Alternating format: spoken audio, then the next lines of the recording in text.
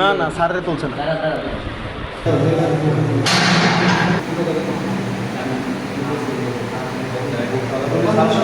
10টা বাজে আমরা অ্যাডমিট হই। তো আমি আমার ওয়াইফকে অ্যাডমিট করে 6 ফ্লোরের ওয়ার্ডে চলে আসি। তো আমি তাকে বেডে রাখার পরে তো আমার যে বড় ছেলে সন্তান, তার বয়স 3 বছর, ও খুব দুষ্টমি করতো, বারবার ফ্লোরের দিকে দৌড়তো। তো আমি ওকে কেয়ার করার জন্য ওর পিছে পিছে দৌড়াতাম আর কি। এই অবস্থায় ও বারবার দৌড়চ্ছিল, আমি ওকে বারবার আমার কাছে নিয়ে আসতে চেয়েছিলাম। তো এই ওর কেয়ার করা অবস্থায় আমি একটা জিনিস ফলো করলাম যে হসপিটালে বেশ কিছু অপরিচিত লোক, যাদের কোনো কাজ নেই, হ্যাঁ, যে এখানে আইসা তারা আজাইরা ঘোরাফেরা করে বা এই রকমের আমি একটা জিনিস দেখলাম যে বেশ কয়েকজন লোক। জিজ্ঞাসা করলাম যে আপনাদের কি পেশেন্ট আছে এখানে? তো তারা বললো যে না, পেশেন্ট নেই, পেশেন্ট আসবে বা এই টাইপের কোনো কথা শুনলাম। এই অবস্থায় আমি তাকে আমরা এখানে মোটামুটি দেখা গেছে 3টার দিকে আমার ওয়াইফকে ওটিতে নিচ্ছে। তো 3টার সময় ম্যাডাম আসার কথা ছিল, নাজিয়া ম্যাডাম। তো উনি 3টার সময় আসেন, উনি একটু ডিলে করছে আর কি। ওনার আস্তে আস্তে 4:30+ বেজে গেছে আর কি। সো তখন আমার ওয়াইফকে ওটিতে নিয়ে গেল। ওটিতে নিয়ে যাওয়ার পরে আমার ওয়াইফের সিজার কমপ্লিট হলো, সাকসেসফুল হলো অপারেশন। তো তখন আমার যে নবজাতক বেবি, তাকে আমার কোলে দিল, আমার শাশুড়ির কোলে দিল। তো আমার বেবিকে নিয়ে আমার শাশুড়ি বেডে চলে আসে, আর আমার ওয়াইফকে পোস্টাবাড়িতে নিয়ে যায়।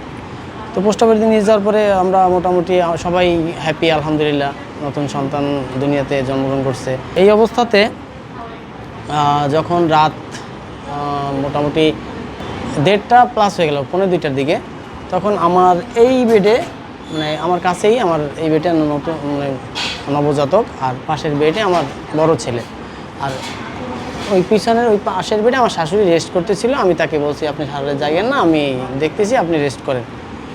তো এর মাঝে এক অপরিচিত লোক আসলো এই পাশে এখানেই। তো আমি ফলো করলাম। তাকে ফলো করার পরে আমি তাকে জিজ্ঞেস করলাম, তো কোত্থেকে আসছেন, কোথায় যাবেন?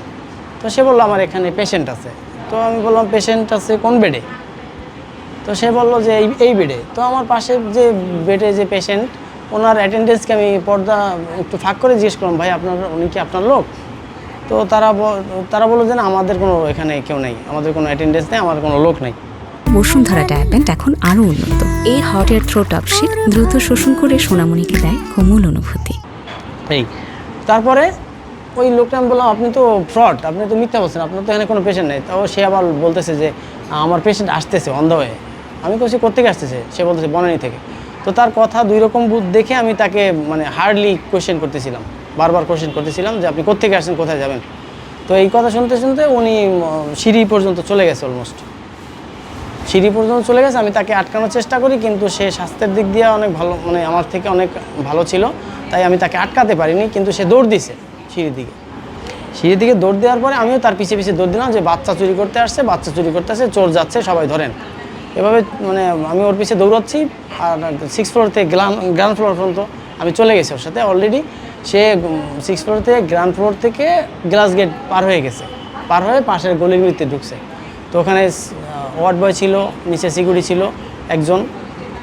তারা ওকে মোটামুটি অনেকটা 200 মিটারের মতো দৌড়িয়ে তারপরে তাকে তাকে দৌড়া হসপিটালে নিয়ে আসে। তো হসপিটালে আসার পরে তাকে জিজ্ঞাসাবাদ করার পরে সে বলতেছে আমি আসছি এমনিতেই, আমি গুলশানে আমরা আড্ডা দিচ্ছিলাম, আমার বন্ধুবান্ধব, হঠাৎ করে আমাদের গাড়ি নষ্ট হয়ে যায়, তাই আমি এখানে একটু আসছি।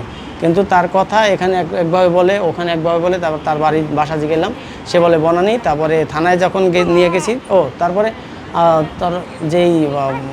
তার যে বক্তব্য, সেটা আসলে কোনোটাই রাইট না, সব কিছুই রং, ঠিক আছে, সে ফ্রড আমার মনে হচ্ছে। তারপরে আমি কি করলাম, আমি 999-এ ফোন দিলাম। 999-এ ফোন দেওয়ার পরে গুলশান থানা থেকে একজন ডিউটি অফিসার আসে।